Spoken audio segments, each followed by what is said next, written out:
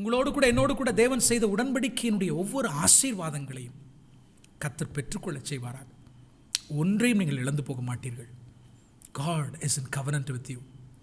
நீங்கள் தேவனோடு உடன்படிக்கையில் இணைந்திருக்கிறபடினால நிச்சயமாய் அவர் உங்களுக்கு சொன்னதை செய்யும் அளவும் அவர் கைவிடவே மாட்டார் என்று இந்த மாலை வேளை நாங்கள் உங்களை உற்சாகப்படுத்த விரும்புகிறேன், உங்களை ஆசீர்வதிக்க விரும்புகிறேன். ஹல்லேலூயா. இதுவரை உடன்படிக்கையினுடைய ஜெனரலான பொதுவான அம்சங்களை நாம் பார்த்து வருகிறோம். உடன்படிக்கை என்றால் என்ன, உடன்படிக்கையினுடைய டேர்ம்ஸ் என்ன, அதனுடைய கண்டிஷன்ஸ் என்ன, ஆண்டவர் உடன்படிக்கையில் நம்மோட இணைந்த பொழுது அல்லது நம்மை உடன்படிக்கையின் வாயிலாக தம்மோடு கூட இணைத்த பொழுது ஆமென் அதனுடைய விதிமுறைகள் என்ன அப்படின்றத நேற்றைக்கு நாம் தியானித்தோம். நிச்சயமாக இது உங்களுக்கு ஆசீர்வாதமாக இருந்திருக்கும் என்று நம்புகிறேன். மறுபடியும் ஒரு விஷயம் உங்களுக்கு ஞாபகப்படுத்த விரும்புகிறேன்.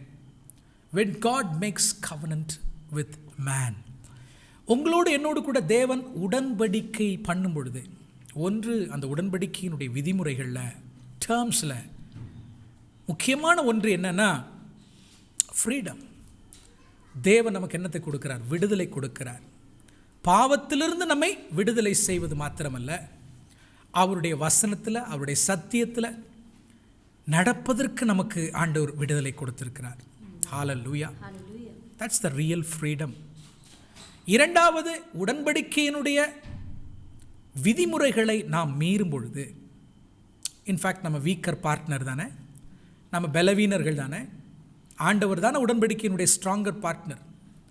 ஆகவே நாம் வழி தவறும் பொழுது மீண்டும் நம்மை திரும்ப தன்னோடு கூட சேர்த்து கொள்வதற்காக உடன்படிக்கையில் தேவன் நம்மை ரெடீம் பண்ணுவதற்கு, நம்மளை மீட்பதற்கான பிளானையும் வைத்திருக்கிறார்.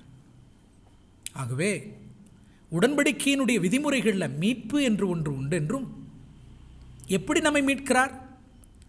பை சாக்ரிஃபைஸ், பலியினால் நம்மை மீட்கிறார்.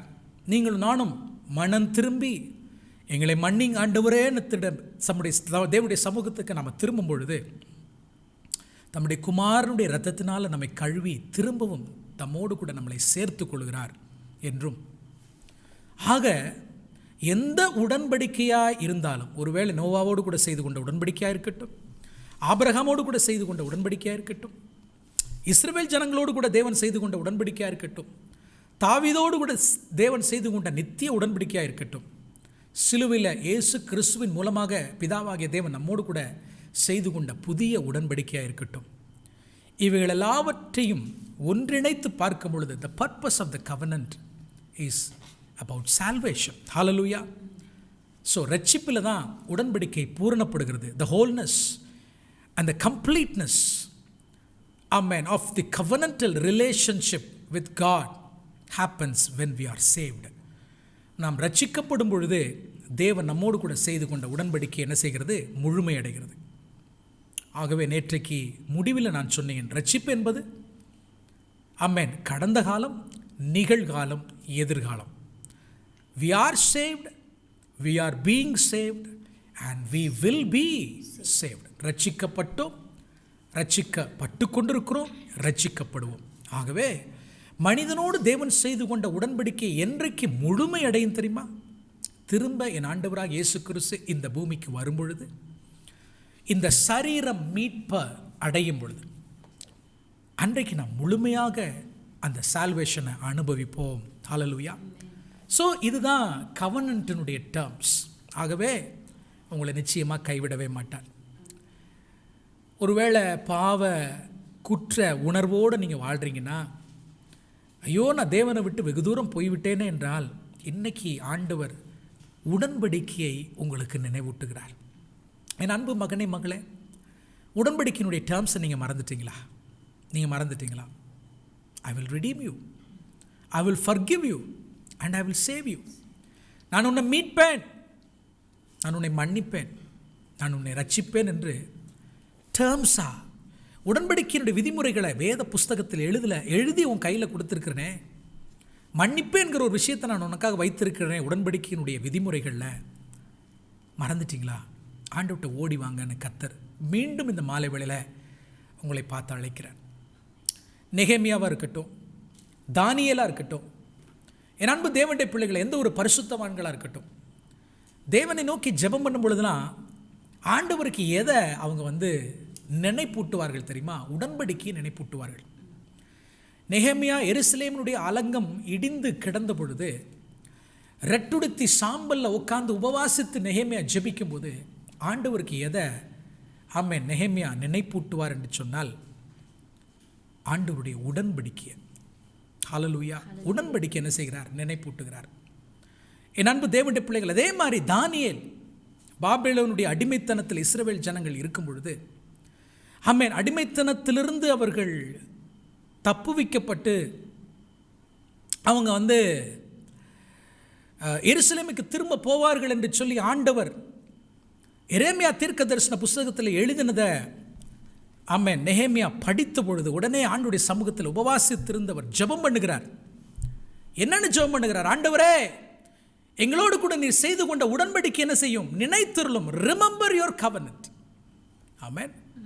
பரிசுத்தவான்கள் தேவன் தன்னுடைய ஜனங்களோடு கூட செய்து கொண்ட உடன்படிக்கையினுடைய டேர்ம்ஸை ஆண்டவருக்கு நினைப்பூட்டி இருக்கிறார்கள். Lord, remember your covenant. ஆபிரகாமோடு கூட செய்து கொண்ட உடன்படிக்கை, ஈசாக்கோடு செய்து கொண்ட உடன்படிக்கை, யாக்கோபோடு செய்து கொண்ட உடன்படிக்கை நினைத்தருளும் என்று கேட்டிருக்கிறாங்க. ஆண்டவர் மோசையை பார்த்து சொன்னார், மோசே, நீ ஒரு வார்த்தை சொல்லு. இந்த இஸ்ரவேல் ஜனங்கள்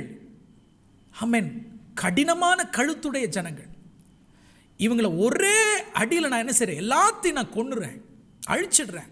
உன்னை மட்டும் நான் என்ன செய்கிறேன்? பெரிய ஜாதியாக நான் என்ன செய்கிறேன்? மாற்றுகிறேன். மோசே, நீ சொல்லுப்பான்னு சொன்னபோது மோசே என்ன செஞ்சான்? அப்பாவோட பாதத்தில் போய் விழுந்து ஆண்டவரை நோக்கி கதறுகிறான். ஆண்டவரே, இந்த வனாந்தரத்தில் வச்சு எங்களை கொல்லவா ஆண்டவரை நீர் எங்களை அழைச்சிட்டு வந்தீங்க. Remember your covenant. ஆபிரகாமோடு கூட, ஈசாக்கோடு, யாக்கோபோடு கூட செய்து கொண்ட உடன்படிக்கையை நீங்க நினைத்திருளுங்கப்பா. மோசே ஜெபிக்கிறான். அப்போ உடன்படிக்கையினுடைய டேர்ம்ஸ் அன்னைக்கு அறிந்து வைத்திருந்தார்கள். யாரு? மோசே, நெகேமியா, தானியேல், இன்னும் பல பரிசுத்தவான்கள். என் அன்பு தேவனுடைய பிள்ளைகளே, அவர்களே டேர்ம்ஸை நினைப்பூட்டி தேவனுக்கு உடன்படிக்கையை ரிமெம்பர் பண்ண சொல்லி ஜெபிக்கிறாங்கன்னா, அந்த டேர்ம்ஸை உருவாக்கின ஆண்டவர் மறந்துடுவாரா என்ன? மறந்துடுவாரா என்ன? இந்த மாலை வேளையில் என் அன்பு வாலிப தம்பி, தங்கச்சி, என் அன்பு சகோதரி, சகோதரியே, பாவத்தினால குற்றப்படுத்தப்பட்டு குற்றவாளியாக குறுகி போய் எங்கேயாவது நின்றுருங்கீங்கன்னா, இன்னைக்கு அப்பா உங்களை பார்த்து பேசுகிறாரு. நான் உன்னோடு கூட செய்து கொண்ட உடன்படிக்கையை நான் நினைச்சு பார்க்கிறேன். ஆமென். சிலுவையில் என்னுடைய குமாரன் மூலமாக உன்னோடு கூட செய்து கொண்ட உடன்படிக்கை நான் என்ன செய்கிறேன்? நினைச்சு பார்க்கிறேன். அந்த டேர்ம்ஸில் ஒன்று மன்னிப்புன்னு ஒன்று இருக்குது, மறந்துடாத. உடன்படிக்கையினுடைய விதிமுறைகளில் மீட்புன்னு ஒன்று இருக்குது, மறந்துடாத.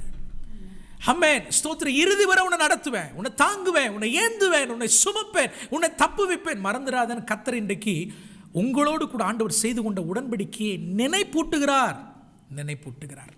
ஹல்லேலூயா. ஸோ இதைத்தான் நேற்றைக்கு நாம் பார்த்தோம்.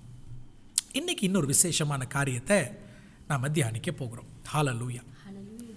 எப்படி உடன்படிக்கை என்று வந்தால், எந்த உடன்படிக்கையாக இருக்கட்டும் அதில் டேர்ம்ஸ் இருக்கிறதோ, அதே போல உடன்படிக்கை என்று வரும்பொழுது rituals and commitments are applications இருக்குது. ரிச்சுவல்ஸ் என்று சொன்னால் ஏன்ஷியன் டேஸில், இன்றைக்கும் அப்படித்தான், உடன்படிக்கை என்று வரும்பொழுது என்ன இருக்குன்னா சடங்குகள் இருக்கும். ரிச்சுவல், சடங்கு, சம்பிரதாயம் சொல்கிறாங்க இல்லையா, ரைட்? அவைகள் உண்டு. உடன்படிக்கை என்றாலே அங்கே என்ன இருக்கும்? கண்டிப்பாக சடங்குகள் இருக்கும். ஆமென். அதை உங்களுக்கு விளக்கி சொல்கிறேன். அதாவது 2 பேர் உடன்படிக்கையில் இணைகிறார்கள் என்றால் அந்த உடன்படிக்கைகள் சடங்குகள் மூலமாக உறுதிப்படுத்தப்படுகின்றன. ராட்டிஃபிகேஷன் என்று ஆங்கிலத்தில் சொல்லுவாங்க. 2 பேர் உடன்படிக்கையில் இணைகிறார்கள் என்றால் அந்த உடன்படிக்கை எப்படி நிறைவேற்றப்படுகிறது அல்லது அந்த உடன்படிக்கை எப்படி உறுதிப்படுத்தப்படுகிறதுனா ஒரு சடங்கு நடக்கும். அதனால தான் உடன்படிக்கை உறுதிப்படுத்தப்படும். ரொம்ப சிம்பிள். மேரேஜ். ஹல்லேலூயா. திருமணம் என்பது என்ன? 2 பேர் சேர்ந்து என்ன செய்யும்? ஒருத்தருக்கு ஒருத்தர் தங்களுடைய வாய் மொழியினால் அம்மன் என்ன செய்கிறாங்க? அறிக்கை செய்து உடன்படிக்கை செய்து திருமணத்திற்குள்ளே இணைகிறாங்க. ஆனால் அதை நம்ம சிம்பிளாக செய்கிறதில்ல. நம்ம என்ன செய்கிறோம்? பெரியவங்களை அழைக்கிறோம், பெற்றோர்கள் வர்றாங்க, உற்றார் உறவினர்கள் அழைக்கிறோம். சிலர்லாம் 2000, 3000, 5000 பேர் வரைக்கும் என்ன செய்கிறோம், அழைச்சி பல லட்சங்களை செலவு பண்ணி மிகப்பெரிய கிராண்டாக ஒரு மேரேஜ் செரிமனி மூலமாக திருமணம் அப்படின்ற அந்த உடன்படிக்கையில் கணவனும் மனைவியும் இணைகிறத நம்ம என்ன செய்கிறோம், பார்க்குறோம். அதை நம்ம கொண்டாடுறோம். இன்றைக்கி அதுதான் நடக்குது. ஆமென். இப்போ உடன்படிக்கைன்னு வரும்போது அங்கே என்ன நடக்குது, ஒரு செரிமனி நடக்குது, ஒரு சடங்கு என்ன செய்யுது, நடக்குது. இன்றைக்கும் அது நடக்குது. ஹல்லேலூயா. ஒருவேளை சில தேசங்களிலே பெரிய மேரேஜ் வந்து இந்தியாவில் நடக்கிறது போல் இல்லைன்னா கூட அட்லீஸ்ட் கடைசிக்கு அவங்க மோதிரத்தையாவது என்ன செய்வாங்க, மாற்றிக்கொள்வாங்க. So depends. இந்த சடங்கு, இந்த உடன்படிக்கையினுடைய இந்த உறுதிப்பாடுன்றது கலாச்சாரத்துக்கு கலாச்சாரம் என்ன செய்யுது, மாறுபடுது.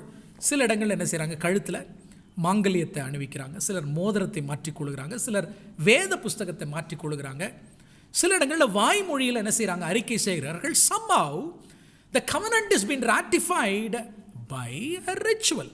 hallelujah. ஆனா தேவன் மனிதனோடு கூட செய்து கொண்ட உடன்படிக்கையினுடைய ரிச்சுவல்ஸ்க்கு சிம்பாலிக் மீனிங் உண்டு. அவைகள் எல்லாவற்றுக்கும் ஒரு ஒரு அடையாளமாகவோ ஒரு குறியீட்டு ரகசியமோ என்ன செய்யுது உண்டு என்பதை நாம் என்ன செய்யக்கூடாது, மறந்து போகக்கூடாது. ஹல்லேலூயா. ஆமென்.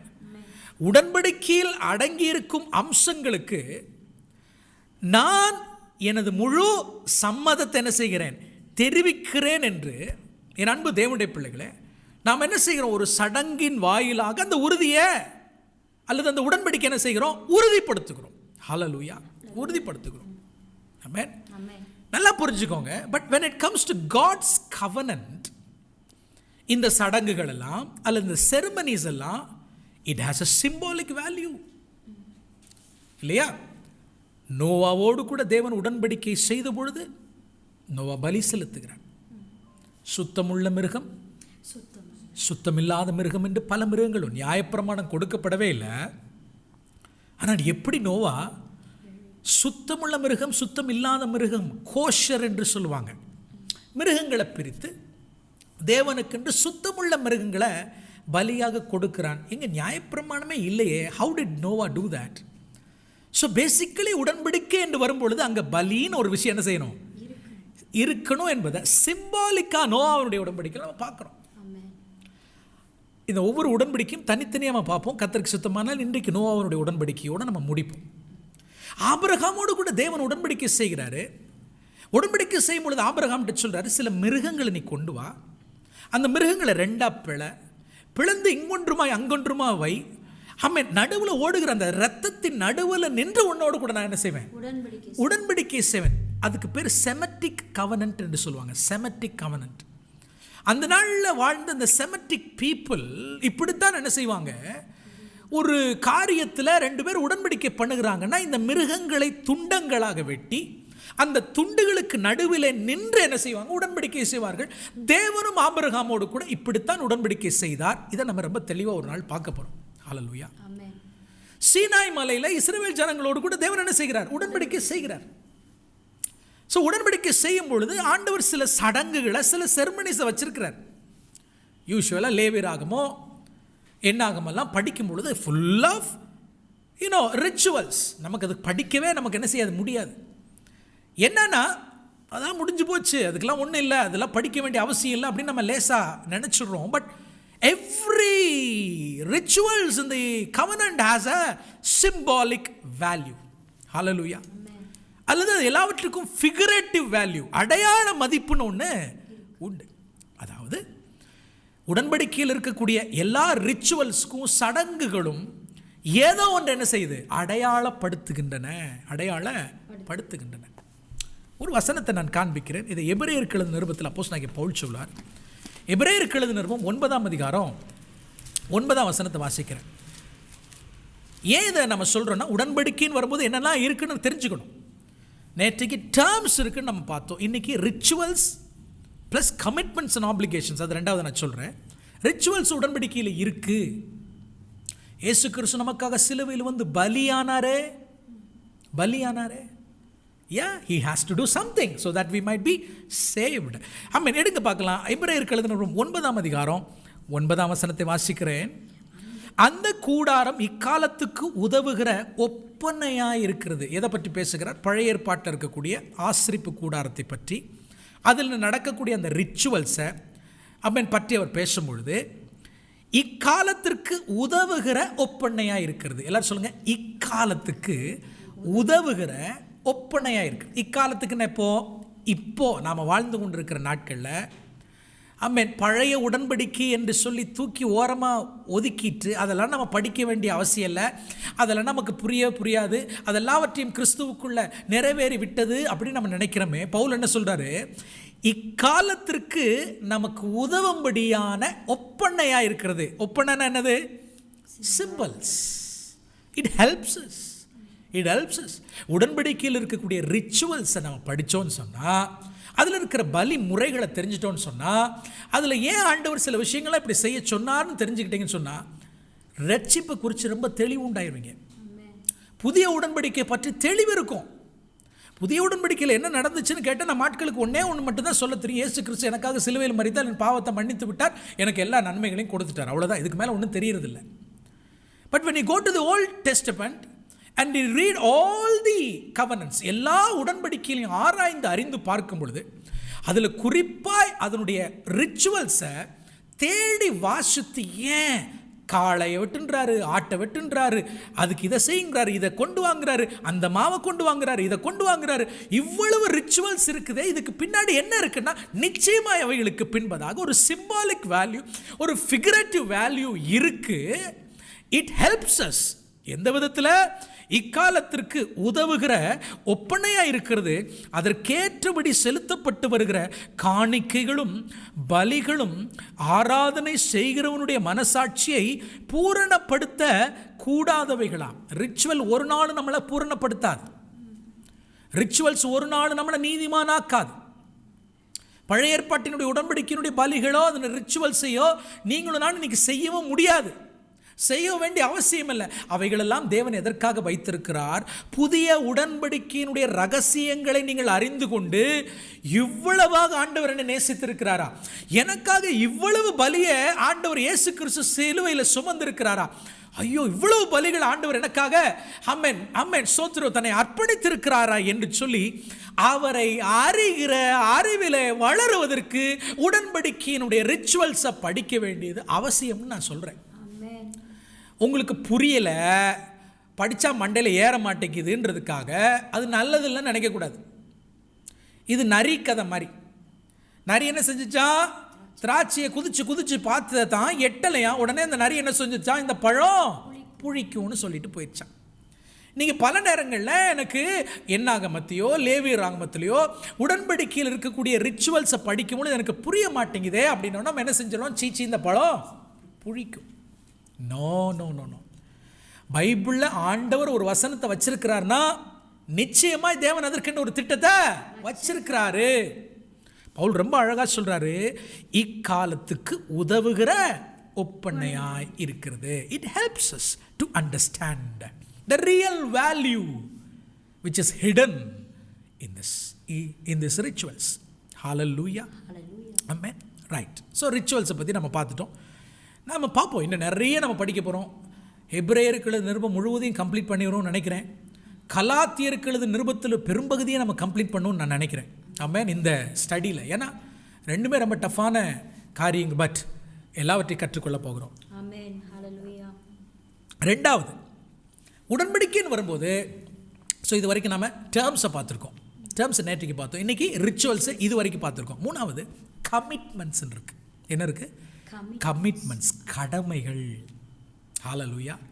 அல்லது ஆப்ளிகேஷன் அப்படின்ற வேர்டு கூட ஆங்கிலத்தில் சொல்ல, இங்கே ஆப்ளிகேஷன் சொன்னாலுமே கடமைகள். ஸோ ஆஸ் அ ஸ்ட்ராங்கர் பார்ட்னராக நம்முடைய தேவனுடைய கடமைகள் என்ன, ஆஸ் அ வீக்கர் பார்ட்னராக என்னுடைய கடமை என்ன, இதுவும் உடன்படிக்கையில் இருக்குது. ஹல்லேலூயா. இதையும் நம்ம என்ன செய்யணும்? தெரிஞ்சுக்கணும். என்னென்னா ஒரு உடன்படிக்கையினுடைய ரியல் வேல்யூவே எங்கே இருக்குன்னா அதனுடைய கமிட்மெண்ட்ஸில் தான் இருக்குது. ஹல்லேலூயா. எதில் தான் இருக்குது? கமிட்மெண்ட்ஸில் தான் இருக்குது. ஆமென். ரைட். இப்போது நானும் என்னுடைய மனைவியும் திருமணம் என்கிற உடன்படிக்கையில் ஒன்றா இணைஞ்சோம். ஏதோ திருமணத்தில் இணைஞ்சிட்டனால கணவன் மனைவி அப்படின்றத காட்டிலும், நான் அன்றைக்கி திருமணத்தில் அவள் கையை நான் பிடிக்கும் போது நான் பண்ண கமிட்மெண்ட் இருக்கு பாருங்க. வாழ்விலும் தாழ்விலும் சுகத்திலும் துக்கத்திலும், ஆமென். மரணம் நம்மை கமிட் பண்ணிங்களா? இந்த வேர்டு சொன்னீங்களா? ஏதோ சொன்னாங்கன்னு சொல்லிட்டீங்களோ? ஆனால் கமிட்மெண்ட் இருக்கு பாருங்க, அதுக்கு தான் உண்மையான வேல்யூவே இருக்கு. நான் அன்னைக்கு பிதா குமாரன் பரிசுத்த ஆவியாகிய திரியேக தேவனுக்கு முன்பதாகவும் என்னை சூழ்ந்திருக்கிற ஜனங்களுக்கு முன்பதாக, சாட்சிக்கு முன்பதாக என்னுடைய மனைவியினுடைய கரத்தை பிடித்து சொன்ன அந்த கமிட்மெண்ட்டை இன்னைக்கு வரைக்கும் நான் காத்திருக்கேன். அதுக்கு வேல்யூ இருக்குது, அந்த கமிட்மெண்ட்டுக்கு. அப்போ நானே 4 வார்த்தையில் சொன்ன கமிட்மெண்ட்டை இன்னைக்கு வரைக்கும் காத்திருக்கிறேன்னா, நம்ம ஆண்டவர் உடன்படிக்கையில் அவர் செய்த கமிட்மெண்ட்டில் அவர் உறுதியாக இருப்பார மாட்டாரா? நிச்சயமாக இருப்பார். அப்போ அவர் என்ன கமிட்மெண்ட் பண்ணார்னு உங்களுக்கு தெரியுமா? நீங்களாவது என்ன கமிட்மெண்ட் பண்ணீங்க அப்படின்றதாவது உங்களுக்கு தெரியுமா? நம்மக்கிட்ட பெருசாக ஆண்டவர் எதிர்பார்க்கல, அவர் நமக்கு என்ன செய்திருக்கிறார்? கமிட் பண்ணியிருக்கிறார். ஹல்லேலூயா. கவனிங்க, by commitment God bind himself to perform all of the promises he has made. அதாவது தேவன் உடன்படிக்கையில் இருக்கக்கூடிய இந்த கமிட்மெண்ட்ஸ் மூலமா, இந்த கடமைகள் மூலமா என்ன செய்கிறார்னா, தன்னைத்தானே கர்த்தர் என்ன செய்கிறார்? ஒரு பைண்டுக்குள்ள, ஒரு கட்டுக்குள்ள கொண்டு வரார். என்னன்னா, he bind himself, தன்னையே கட்டிக்கிறார். என்னன்னு, என் பிள்ளைகளுக்கு நான் சொன்னதை நான் என்ன செய்வேன்? நிச்சயமா செய்வேன். எவ்வளவு நல்ல கைகளை தட்டி ஆண்டவருக்கு மகிமை சொல்லுங்க பார்க்கலாம். புரியலன்னா மறுபடியும் சொல்றேன். தேவன் இவைகளெல்லாவற்றையும் மகனே மகளே உனக்கு செய்வேன்னு சொல்லி, ஆமென், உங்களுக்கு அவர் கொடுத்த கமிட்மெண்ட் எதுக்காக தெரியுமா? தன்னைத்தானே அவர் பைண்ட் பண்ணிக்கிறார். தன்னைத்தானே அவர் பைண்ட் பண்ணிட்டார். ஹல்லேலூயா. ஃபார் எக்ஸாம்பிள் நான் சொல்கிறேன், ஆபிரகாம் ஆண்டவர் பேசுகிறார். ஆபிரகாமே, வானத்து நட்சத்திரங்களை கடற்கரை மணலை போல் உன் சந்ததியை பெருக பண்ண, உன் புத்திர உனக்குன்னு ஒரு பையனை கொடுப்பேன் அப்படின்றார். உடனே நம்புறார் ஆபிரகாம். பைபிள் சொல்லுகிறது, ஆபிரகாம் விசுவாசித்தார், தேவன் அதை அவனுக்கு நீதியாக எண்ணினார் அப்படின்னு. அப்போ 2வது ஆண்டவர் ஆபிரகாம்கிட்ட பேசுவார். ஆதியாகமம் 15 ஆபிரகாமே, உன் சந்ததியை பூமியின் தூளை போல் நான் பெருக பண்ணி, நீ குடியிருக்கிற, நீ வாசம் செய்கிற இந்த தேசத்தை உனக்கு சொந்தமாக நான் என்ன செய்வேன்? தருவேன்றார். கிட்டத்தட்ட 100 வயசு ஆயிடுச்சு. உனக்கு பிள்ளை தருவேன்றதை ஆபிரகாம்னால என்ன செய்ய முடிஞ்சிச்சு? நம்ப முடிஞ்சிச்சு. ஆனா நல்லா கவனிங்க, உனக்கு ஒரு தேசத்தை தருவேன்னு ஒன்று ஆபிரகாம்னால என்ன செய்ய முடியல? நம்ப முடியல. உடனே ஆண்டவர் சொல்றார், நீ நம்பல தானே? நம்ம ஆபிரகாம் விசுவாசிகளின் தகப்பன்னு சொல்றோம், பட் அவர் அவிசுவாசிச்சார். பிள்ளை தருவேன்னு ஒன்று அவரால் நம்ப முடிஞ்சிச்சு. தேசத்தை தருவேன்னா நம்ப முடியல. மேபி 1 ஏக்கரா தருவேன்னு சொல்லியிருந்தாருன்னா நம்பியிருக்கலாம். ஹல்லேலூயா. ஆனால் ஒரு நாட்டையே தருவேன்ன உடனே ஆபிரகாம்னால் நம்ப முடியல. எதனால் அதை அறிவேன் அப்படின்பார். என்ன எதனால் அதை அறிவேன் அப்படிங்கும்போது ஆண்டவர் சொல்லார், சரி நான் என்ன செய்கிறேன் தெரியுமா? எழுதி கொடுக்குறேன் உனக்கு. போய் இந்த மிருகங்கள்லாம் கொண்டு வந்தோம்னா அதை அறுத்து அது 2 துண்டங்களாக பண்ணி அது நடுவில் நின்று ஆண்டவர் ஆபிரகாமுக்கு முன்பதாகவே எழுதி கொடுத்துருவார், கமிட் பண்ணிடுவார். இப்போ இருந்து 400 பல வருஷங்களுக்கு அப்புறம் நடக்க போகிற சம்பவங்களை, குறிப்பாக தன்னுடைய பிள்ளைகள் இஸ்ரவேல் ஜனங்கள் எகிப்தில் 400 வருஷம் அடிமையாக இருக்க போகிறவைகளையும் கர்த்தர் என்ன செய்வார்? முன்னாடியே சொல்லி கமிட் பண்ணிடுவார் எல்லாத்தையும் ஆபிரகாமுக்கு. அப்போ முன்னாடியே கமிட் பண்றதுனால என்ன நடக்குதுன்னா, we are binding ourselves, God binding himself. என்னன்னா நிச்சயமா செய்வேன் அர்த்தம் அப்படின்னா. அதனால தான் யாக்கோபிட்ட சொல்றார், யாக்கோபே நான் உனக்கு சொன்னதை செய்யும் அளவு உன்னை கைவிடுவதில்லை. ஓ, நம்முடைய ஆண்டவர் கமிட்மெண்ட்ல உண்மையா இருக்கிறவர். உடன்படிக்கைகளை படிக்கும் பொழுது எனக்கு என்ன நான் கற்றுக்கொள்ளுகிறேன் என்றால், ஓ என்னுடைய தேவன் அவர் கமிட் பண்ணதுல என்னவா இருப்பாரு? உண்மை உள்ளவராக இருப்பார். Of course இதை கேட்டுக்கொண்டிருக்கிற நாம் எல்லாருமே உண்மையற்றவர்கள். You are unfaithful. நம்ம ஆண்டவர் என்ன செய்திருக்கிறோம்? மறந்திருக்கிறோம். We are not true in our commitment. But until today, இன்றைக்கு வரைக்கும் என் ஆண்டவராகிய கர்த்தர் அவர் என்னவா தன்னுடைய கமிட்மெண்ட்டில் என்னவா இருக்கிறார்? உறுதியாக இருக்கிறார். ஹல்லேலூயா. ஆண்டவர் உங்களோட பேசுகிறாரா? ஆண்டவர் உங்களோட பேசுகிறாரு. இது உடன்படிக்கை ஏன் படிக்கிறோன்னா இதெல்லாம் தெரிஞ்சுக்கலாம், நம்ம தெரிஞ்சுக்கலாம். இன்னும் உண்மை அறியணும், இன்னும் உண்மை அறியணும், இன்னும் உண்மை அறியணும். அதே போல் உடன்படிக்கையில் ஆப்ளிகேஷன்ஸ் இருக்குது, கடமைகள் இருக்குது. தேவனுடைய உடன்படிக்கையில் சிறப்பான ஒன்று என்னன்னா list of blessings. List of blessings, ஒரு பெரிய பட்டியலை ஆசீர்வாதத்துக்காக என்ன செஞ்சிருக்கிறார்? வச்சிருக்கிறார். ஹல்லேலூயா. யாரெல்லாம் தேவனுடைய உடன்படிக்கையை ஹானர் பண்றீங்களோ, தேவனுடைய உடன்படிக்கையை கனப்படுத்துறீங்களோ, ஒரு பெரிய லிஸ்ட் ஆஃப் பிளெஸிங்ஸ் ஆண்டவர் வச்சிருக்கிறார். ஹல்லேலூயா. இந்த பர்ஸில் பணம் வர்றதெல்லாம் இல்லை, பேங்க் அக்கௌண்ட் வந்து பணம் விடுறதெல்லாம் இல்லை. இதை விட மேன்மையான ஆசீர்வாதங்களை கர்த்தர் நமக்கு என்ன செய்திருக்கிறார்? வச்சிருக்கிறார். ஆமென். இந்த புதிய உடன்படிக்கை பழைய உடன்படிக்கைன்னு பேசுகிறவங்களுக்கு நான் சொல்லுகிறேன், பழைய உடன்படிக்கையில் பெரும்பான்மையான ஆசீர்வாதங்கள் ஃபிசிக்கல் அண்ட் ஸ்பிரிச்சுவல். மறு சொல்கிறேன், பழைய உடன்படிக்கையில் தேவன் கொடுக்குற ஆசீர்வாதங்களில் ஆவிக்குரிய ஆசீர்வாதங்களும் இருந்தது, பொருளாதார நன்மைகளும் திரளாக இருந்துச்சு. எப்பவுமே ஆசீர்வாதத்தை பற்றி, பொருளாதார ஆசீர்வாதங்களை பற்றி பேசக்கூடிய சில பிரசங்கிகள் பழைய ஏற்பாட்டை எடுத்துக்குவாங்க, ஆபிரகாம் எடுத்துக்குவாங்க. ஆனால் பழைய உடன்படிக்கைன்னு சொல்லுவாங்களே ஒழிய பணம்னு வந்தால் ஆபிரகாமை தூக்கிடுவாங்க. ஆபிரகாம் என்னவா இருந்தார்? சீமானா இருந்தார் அப்படிம்பாங்க. ஹல்லேலூயா. தெள்ளத்திலேயே ஒரு விஷயத்தை சொல்கிற, புதிய உடன்படிக்கை என்று வந்துவிட்டால் பொருளாதார நன்மைகளை பற்றி பெரிதாய் பேசப்படவே இல்லை. Only spiritual blessings. Only spiritual blessings when it comes to the new covenant. என்ன பழைய உடன்படிக்கை? அதாவது பழைய உடன்படிக்கைன்னு சொன்னால் பழைய ஏற்பாட்டில் ஆமென் நோவாவோடு கூட செய்து கொண்ட உடன்படிக்கையிலிருந்து ஆரம்பித்து தாவீதோடு கூட தேவன் செய்து கொண்ட உடன்படிக்கையில் வரையில் உள்ள எல்லா பழைய ஏற்பாட்டில் உள்ள உடன்படிக்கைகளை நான் சொன்னேன்னா, அவர்களுக்கு பரிசுத்த ஆவியானவர் கொடுக்கப்படலை. பரிசுத்த ஆவியானவர் பார்த்தீங்கன்னா ஏதோ ஒரு சிலர் மேலே என்ன செய்வார்? வந்து இறங்குவார். ஸ்பெசிஃபிக்காக அந்த உடன்படிக்கையில் இருந்த அத்தனை பேருக்கும் பரிசுத்த ஆவியானவர் கொடுக்கப்படலை. ஒன்று.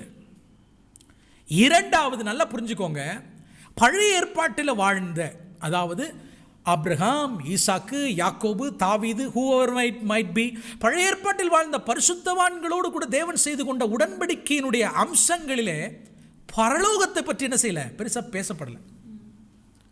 அவர்களுக்கு மரணத்திற்கு பின்பதாக என்னன்றது தெரியாது. நல்லா புரிஞ்சுக்கோங்க. பழைய ஏற்பாடு நீங்கள் படித்து பார்த்தீங்கன்னா மரணத்திற்கு பின்பதாக ஆத்மா இளைப்பாறுதலுக்கு போயிடும், ஷியோல்ன்ற ஒரு இடத்துக்கு போகும், அவ்வளோதான், குழிக்கு போயிடும். இப்படி தான் சங்கீதங்களையும் நீங்கள் பிரசங்கி நீதிமொழியெல்லாம் வாசித்து பார்த்தீங்கன்னா ஒரு குழிக்கு போவோம் அப்படின்னு தான் இருக்குது. ஆனால் புதிய உடன்படிக்கை அல்லது புதிய ஏற்பாட்டில் இயேசு கிறிஸ்துவோடு கூட சிலுவையில் செய்து கொண்ட உடன்படிக்கைக்கு பின்பதாக பரலோகத்தை குறித்த அறிவும் நரகத்தை குறித்த அறிவும் அதிகமாகி விடுகிறது. ஹல்லேலூயா. பரலோகத்தை குறித்த தெளிவு பழைய ஏற்பாட்டு பரிசுத்தவான்களுக்கு இல்லை. யாருமே அதை பற்றி பெருசாக என்ன செய்யல? பேசல. ஆனால் when it comes to the New Testament, புதிய ஏற்பாடுக்கு வந்தீங்கன்னா பரலோகமா ரொம்ப கிளீன் ஆண்டவர் நமக்கு என்ன செய்யறார்? காமிச்சு கொடுத்துட்டார். நான் சொல்றது உங்களுக்கு புரியுதா? பவுல் அதை பற்றி பேசுகிறார், பேதுரு அதை பற்றி பேசுகிறார், யோவான் அதை பற்றி பேசுகிறார். அவங்க பேசும்போது பிசிக்கல் பிளெஸிங்கை பற்றியே பேசலை. மேபி அங்கொன்றுமாய் இங்கொன்றுமாய் சொல்லும் பொழுது தமது மகிமையின் ஐஸ்வர்யத்தின்படி நம்முடைய குறைவுகளை கிறிஸ்து இயேசுவுக்குள் மகிமையிலே நிறைவாக்குவார். குறைவுகளை தான் சொல்றார். உனக்கு என்ன தேவை ஆண்டவர் செய்வார். இயேசு கிறிஸ்துவினுடைய பிரசங்கங்களை is talking about the kingdom of God. வரப்போகிற தேவனுடைய ராஜ்யத்தை பற்றி தான் இயேசுவும் பேசுகிறார், பவுலும் பேசுகிறார், பேதுருவும் பேசுகிறார், யோவான் ஒரு புஸ்தகத்தையே வெளிப்படுத்தல் புஸ்தகத்தில் எழுதி வைத்து விட்டார். It's all about the spiritual blessing, ஆவிக்குரிய ஆசீர்வாதம்.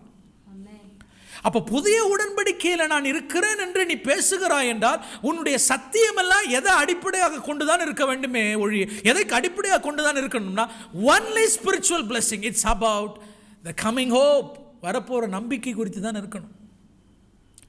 நீங்களே என்ன செய்கிறீங்க? பணத்தை பற்றி பேசணும்னா பழைய ஏற்பாடுக்கு தானே போகிறீங்க.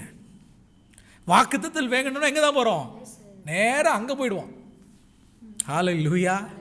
அப்போ என்னன்னா பைபிளை பழைய ஏற்பாடு புதிய ஏற்பாடு, பழைய உடன்படிக்கை புதிய உடன்படிக்கை நீங்கள் என்ன செய்ய முடியாது? பிரிக்க முடியாது, முடியவே முடியாது.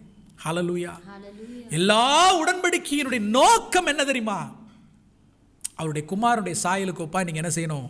மாறணும். ஏன் இதெல்லாம் ஏன் பாஸ்டர் படிக்கணும்னா இதுதான் காரணம். படிக்கும்போது டேர்ம்ஸ் என்னன்றது நம்ம பார்க்குறோம். நம்ம இருதயம்லாம் நேற்று என்ன செஞ்சிச்சு? உடஞ்சிச்சு. இப்போ நம்ம என்ன செய்யறோம்? ரிச்சுவல்ஸை பார்க்குறோம். இயேசு அது காமிக்குது. அதில் இருக்கக்கூடிய கமிட்மெண்ட்ஸையும் ஆண்டவருடைய ஆப்ளிகேஷன்ஸை பார்க்குறோம். லிஸ்ட் ஆஃப் பிளெஸிங்ஸ் ஆண்டவர் வச்சிருக்கிறார். இன்ஃபேக்ட் நமக்கு உடன்படிக்கையின் மூலமாய் சில கமிட்மெண்ட்ஸை பண்ணி அவரே தன்னை என்ன செய்கிறாரு? பைண்ட் பண்ணுகிறார். அவர் அதை விட்டு என்ன செய்ய மாட்டார்? வெளியே மாட்டார். அவர் விலகவே மாட்டார். அவர் அதில் உறுதியாக இருப்பார். எங்க இஸ்ரவேல் ஜனங்களோட பிசிக்கலாக தேவன் செய்து கொண்ட நேஷனல் கவனன்ட், மோசேயின் மூலமாக இஸ்ரவேல் ஜனங்களோடு கூட தேவன் செய்து கொண்டது நேஷனல் கவனன்ட். அதாவது இஸ்ரவேல் ஜனங்களோடு கூட தேவன் செய்து கொண்ட உடன்படிக்கையை நீங்கள் படித்து பார்த்தீங்கன்னா ஆண்டவர் என்ன சொல்கிறாரு? உனக்கு இந்த தேசத்தை சொந்தமாக தருவேன். தேவனை என்ன செஞ்சாங்க? சிலுவையில் அரைஞ்சாங்க. 2000 வருஷம் உங்களுக்கு தேசமே இல்லை. உடன்படிக்கை ஆண்டவர் முடிச்சு போட்டாரா? இல்லவே இல்லை. 1948 திரும்பவும் அந்த ஜனங்களோடு தேவன் செய்து கொண்ட உடன்படிக்கையை கர்த்தர் நினைவு கூர்ந்து திரும்பவும் அவர்களுக்கு தேசத்தை கொடுத்து இன்னைக்கு உலகத்தில் நம்பர் 1 இடத்துல அவங்களை வச்சிருக்கிறார். எந்த உடன்படிக்கை முடிஞ்சு போகல. It's still there. It is relevant. we need to learn from it. ஹalleluya. அப்போ என்னெல்லாம் பார்த்தோம்? இன்னைக்கு உடன்படிக்கை என்று வரும்போது அதில் ரிச்சுவல்ஸ், சடங்குகள் உண்டு. சடங்குகள் ஒவ்வொன்றுக்கும் சிம்பாலிக் வேல்யூ இருக்குது, ஃபிகரேட்டிவ் வேல்யூ இருக்குது. அது எதையோ ஒன்று அடையாளப்படுத்துது. அது என்னன்னு கண்டுபிடிக்கணும். அதுதான் முக்கியம். ரெண்டாவது அதில் கமிட்மெண்ட்ஸ் இருக்குது. ஸோ கமிட்மெண்ட்ஸ் மூலமாக உறுதிப்பாட்டின் மூலமாக தேவன் தன்னை என்ன செய்கிறார்? உடன்படிக்கையில் பைண்ட் பண்ணி கொள்கிறார். அவர் அதை விட்டு மாற மாட்டார். நிச்சயமாய் தன் சொன்னதை நிறைவேற்றுவார். மூன்றாவது ஆப்ளிகேஷன்ஸ் என்று வருகிறது, கடமைகள் என்று வருகிறது. அதில் பெரிய லிஸ்ட் ஆஃப் பிளெஸிங்ஸை வச்சிருக்கிறார். நிச்சயமாய் அதை உங்களுக்கு இல்லாமல் வேறு யாருக்கு கொடுக்க போகிறார்? ஹalleluya. உங்களுக்கு தான் அது எல்லாமே. ஆமாம். இன்னொரு விஷயத்தை சொல்கிறேன். உடன்படிக்கை என்று வரும்பொழுது அந்த உடன்படிக்கையை கர்த்தர் முத்தரிக்கிறதே பை த பிளட். ஒரு உடன்படிக்கையினுடைய பத்திரம், ஒரு டாக்குமெண்ட், அது உண்மையானது ஒரிஜினல்னு எப்படி கண்டுபிடிப்பீங்கன்னா அதில் சீல் இருக்கும், கவர்மெண்ட்டோட சீல் இருக்கும். அதே மாதிரி பிதாவாகிய தேவன் மனிதர்களோடு கூட உடன்படிக்கை செய்யும் பொழுதெல்லாம் எப்படித்தான் உடன்படிக்கை செய்திருக்கிறார்னா பை பிளட், ரத்தத்தினால. It cannot be broken. உங்களோடு கூட என்னோடு கூட உடன்படிக்கை செய்தவர் தம்முடைய குமாரனுடைய ரத்தத்தினால் என்ன செய்திருக்கிறார்? உடன்படிக்கை செய்தார். That's a seal of the covenant. Hallelujah. Sometimes blood, sometimes ஆங்கிலத்தில் oaths என்று சொல்லுவோம். உறுதிமொழி, உறுதிமொழி. Hallelujah. ஆமென். தன் பேரிலே தானே என்ன செய்வார்? ஆண்டவர் ஸ்வேர் பண்ணி, ஓத் பண்ணி, ஆணையிட்டு. ஏன்னா அவருக்கு மேல ஒருத்தர் இல்லை பாருங்க. So he by himself என்ன செய்கிறார்னா உறுதிமொழி அல்லது ஆணையிட்டு என்ன செய்கிறார்னா, அல்லது சில இடங்களில் ரத்தத்தினால ஆண்டவர் என்ன செய்கிறார்? உடன்படிக்கை நம்மோடு கூட செய்கிறார். ஹalleluya. ஆண்டவர் உங்களை கைவிட்டுருவாரா? இந்த கொரோனா என்ன செஞ்சிடும்? நம்மளை ஒன்றும் செய்யாது. உடன்படிக்கையை படிக்க படிக்க படிக்க படிக்க உங்களுக்குள்ள பலன் உண்டாகும், நம்பிக்கை உண்டாகும். ஆண்டவரே, நான் எவ்வளவு விலையேற பெற்றவன். உலகத்தில் 700 கோடிக்கு மேலே ஜனங்கள் இருக்கிறார்கள். எல்லாவற்றிலும் என்ன நீங்கள் உமக்கண்டு சூஸ் பண்ணி ரத்தத்தினால் என்னோடு கூட உடன்படிக்கை பண்ணி இந்த டேர்ம்ஸ், இந்த ரிச்சுவல்ஸ், அம்மன் இவைகள் எல்லாவற்றையும் செய்து என்ன உம்மோடு கூட இணைத்தீங்களேப்பா, நான் எவ்வளோ பாக்கியவான், எவ்வளோ பாக்கியவான், பாக்கியவான். ஹalleluya. நல்லா புரிஞ்சுக்கோங்க. ஆண்டவராகிய இயேசு கிறிஸ்துவனுடைய ரோல், தேவன் மனிதனோடு கூட செய்து கொண்ட உடன்படிக்கையில், அது ஆபிரகாமோடு இருக்கலாம், மறுபடியும் சொல்ற தாவீதோடு இருக்கலாம், அல்லது யாரோடு கூட இருந்தாலும் ஆண்டவர் செய்து கொண்ட உடன்படிக்கை ஒவ்வொன்றிலும் இயேசு கிறிஸ்துவனுடைய ரோல் இருக்கு. யாருடைய ரோல்? புதிய ஏற்பாட்டில் புதிய உடன்படிக்கையில் மாத்திரம் இல்லைங்க, நோவாவோடு கூட தேவன் செய்து கொண்ட உடன்படிக்கையிலிருந்து ஆரம்பித்து எல்லா உடன்படிக்கையிலும் யாருடைய பங்கு தான் பெருசு? Christ's role in God's covenant is so vital. So vital. Also, all the covenants contain the promise of salvation, that He alone, as the Messiah, can fulfill the covenant. மேசியாவாக ஆண்டவராக இயேசு கிறிஸ்து மாத்திரமே ரட்சிப்பை நமக்கு அருள முடியும் என்பதை எல்லா உடன்படிக்கையிலும் நீங்கள் பார்க்கலாம். எல்லா உடன்படிக்கையிலும் அதான் கருத்துங்க. ஆமென். எல்லா உடன்படிக்கையினுடைய மைய ஹீரோவே யார் தான்? நம்முடைய ஆண்டவராக இயேசு கிறிஸ்து தான். எல்லா உடன்படிக்கையினுடைய ஆமென் ஆமென் எல்லா கவனன்றினுடைய ப்ராமிஸ் என்னது தெரியுமா? சால்வேஷன் தான், ரட்சிப்பு தான். ஃபைனலி அதுதான். ஆமென்.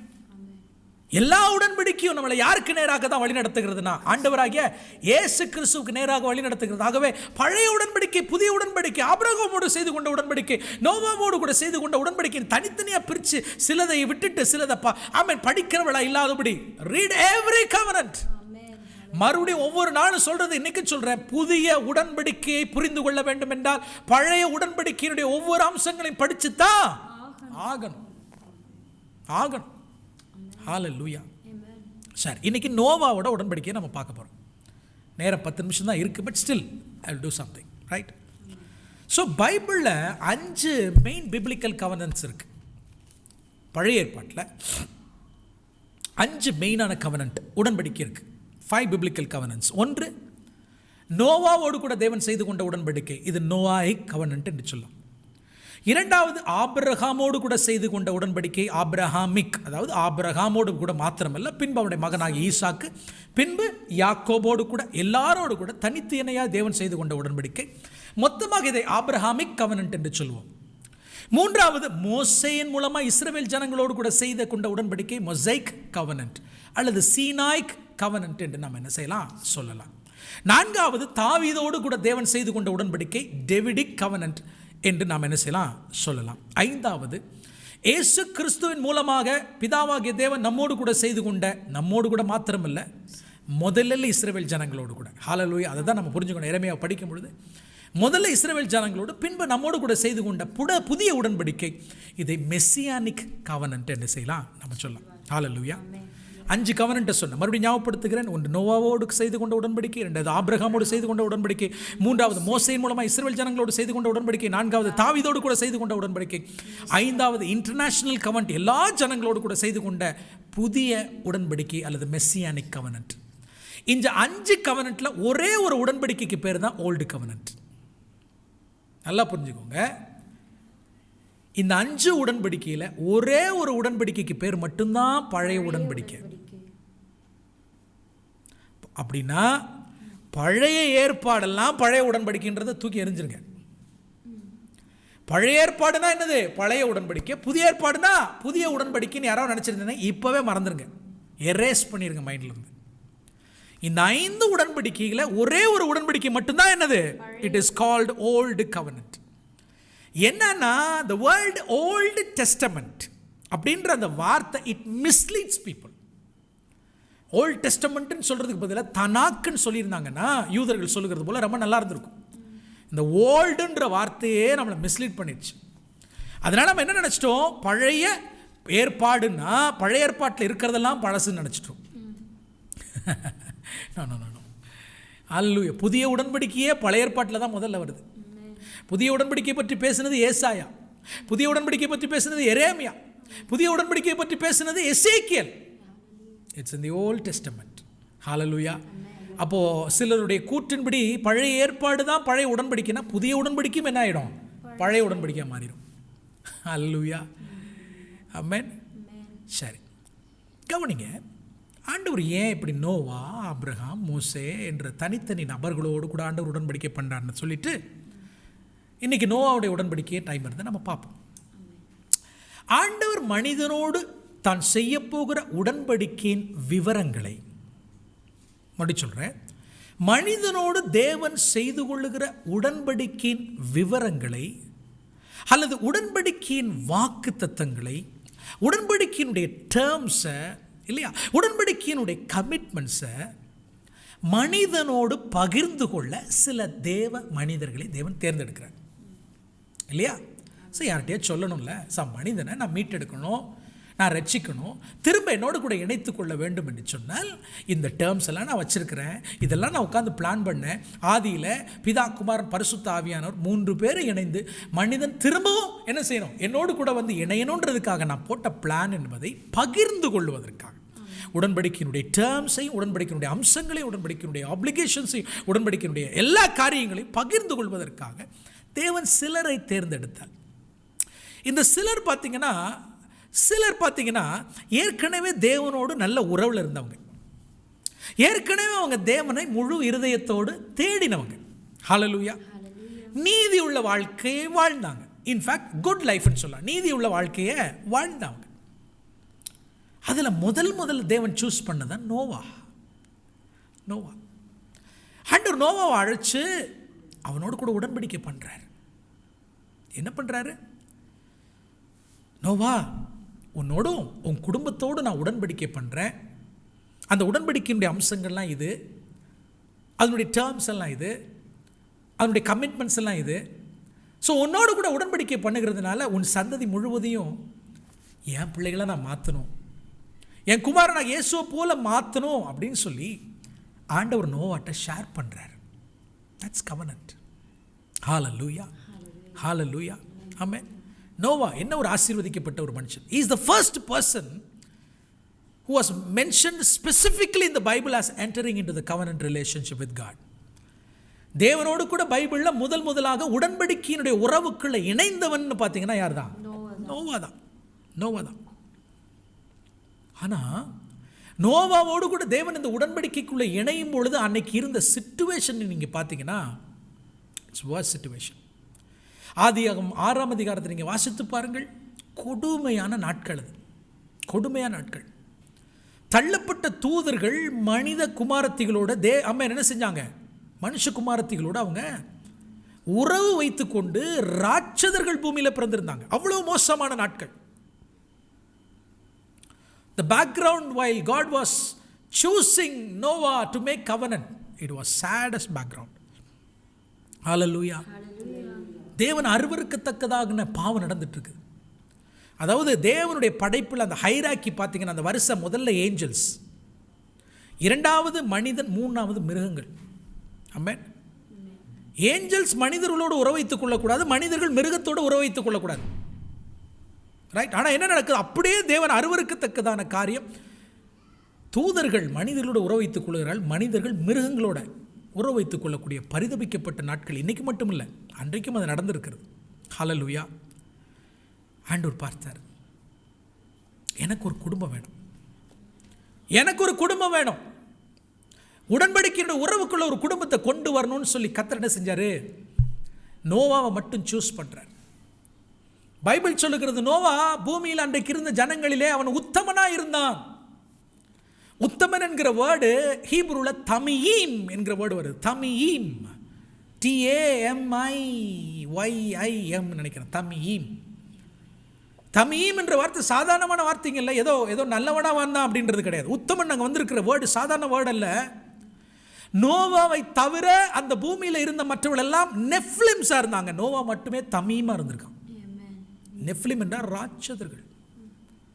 நோவா மற்றும் தமியீம் என்ற வேர்டு எங்கே யூஸ் பண்ணப்படும்னா, ஆசரிப்பு கூடாரத்தில் இருக்கக்கூடிய ஒவ்வொரு பொருட்களும் தமியீமா இருக்கணும். ஒவ்வொரு பொருட்களும் தமியீமா இருக்கணும். அப்படின்னா பரிசுத்தமாக்கப்பட்டதாக இருக்கணும், செட் அப்பார்ட், சாங்டிஃபைட், பிரித்தெடுக்கப்பட்டதாக இருக்கணும். வேற எதுக்கும் அதை பயன்படுத்த முடியாது. அந்த அளவுக்கு அவனுடைய வாழ்க்கை தேவனுக்கு முன்னாக உத்தமமாக இருந்துச்சு. நோவாவை கர்த்தர் தேர்ந்தெடுக்கிறார். வெள்ளம் வருகிறது. நோவா கட்டின பேழை அரராத் என்கிற மலையில் செட்டில் ஆனதுக்கு அப்புறம் பேழையை விட்டு வெளியே வந்தவன் நோவாவோடு கூட தேவன் என்ன செய்கிறார்? உடன்படிக்கை பண்ணுகிறார். வேகமாய் நான் கடந்து செல்கிறேன். ஆண்டவர் நோவா, நான் சொன்ன காரியங்களை நீங்கள் வேதத்தில் படித்து நீங்கள் தெரிந்து கொள்ளலாம். அஃப்கோர்ஸ் எல்லாருக்கும் இந்த பகுதி பரிச்சயமானதுனால சற்று வேகமாக நான் போகிறேன். நோவாவோடு கூட தேவன் செய்து கொண்ட உடன்படிக்கையினுடைய டேர்ம்ஸ் என்ன, அந்த ப்ராமிசஸ் என்ன தெரியுமா? நோவா, இனிமேல் இது மாதிரி நான் பூமி என்ன செய்ய மாட்டேன், அழிக்க மாட்டேன். வா, உடன்படிக்கைனாலே முதல்ல என்ன தான் வைக்கிறார் ஆண்டவர்? நம்பிக்கையை கொடுக்குறார், ப்ராமிஸை கொடுக்குறார். இனிமேல் அழிக்க மாட்டேன்ப்பா, இனிமேல் நான் அழிக்க மாட்டேன். Enough is enough. Hallelujah. அது மாத்திரம் ஆண்டவர் சொல்லுவார், பூமி இருக்கிற நாள் அளவும் ஒன்று விதைப்பும் அறுப்பும் இருக்கும். அது மாத்திரமல்ல, பூமியில் ஆதியாகமம் 8:22 சொல்லுகிறது, பூமியிலும் நாளளவும் விதைப்பும் அறுப்பும் சீதளமும் உஷ்ணமும் கோடையும் காலமும் மாரி காலமும் பகலும் இரவும் ஒழிவதில்லை என்று தம்முடைய உள்ளத்தில் கர்த்தர் என்ன செஞ்சாரு சொன்னார். இது எவ்வளவு பெரிய ஆசீர்வாதம் தெரியுமா? 2 விஷயம் சொல்றார். I will give you seasons. Second, there will be sowing and reaping. ஒன்று, பூமி இருக்கிற நாள் வரைக்கும் சீசன்ஸ் இருக்கும். 2வது அறுவடை இருக்கும். அப்படின்னு என்ன சொல்றாருன்னா, நல்லா புரிஞ்சுக்கோங்க, பூமியில ஒருவருக்கும் உணவு இல்லாமல் இருக்காதுன்னு சொல்றார். இது எவ்வளவு பெரிய உடன்படிக்கை தெரியுமா? உடன்படிக்கையினுடைய டேர்ம்ஸ் தெரியுமா? ஒன்று, திரும்ப இந்த பூமியை நான் தண்ணீரினால அழிக்க மாட்டேன். 2வது, இன்னைக்கு ஒரு விஷயத்தை புரிஞ்சுக்கோங்க, there is enough food in the world. இன்னைக்கு உலகத்தில் ஆப்பிரிக்க தேசங்கள்ல, ஆசியாவுடைய சில தேசங்கள் அநேக ஜனங்கள் பட்டினியில் செத்து கொண்டு இருக்கிறார்கள். நாம நினைக்கிற உலகத்தில் உணவு இல்லைன்னு. No, it's a lie. உலகத்தில் தேவையான உணவு இருக்கு. என் ஆண்டவர் அதை உடன்படிக்கையாக நோவாவுக்கு எழுதி கொடுத்திருக்கிறார். பூமி இருக்கிற நாள் அளவும் there will be seasons. உணவை உற்பத்தி செய்வதற்கான மழையை நான் பெய்ய பண்ணுவேன். 2வது, விதைக்கிறதெல்லாம் என்ன செய்யும்? முளைக்கும்ன்றார். என்ன பிரச்சனை? சில நாடுகள், சில மனிதர்களிடத்தில் பணம் போய் என்ன செஞ்சிச்சு? அக்குமுலேட் ஆயிடுச்சு. உங்களுக்கு தெரியும் நினைக்கிறேன், தெரியாம இல்ல, எத்தனையோ உணவு கிடங்குகளை புழுத்து வீணாகி கொண்டு நாசமாகி கொண்டிருக்கிறது.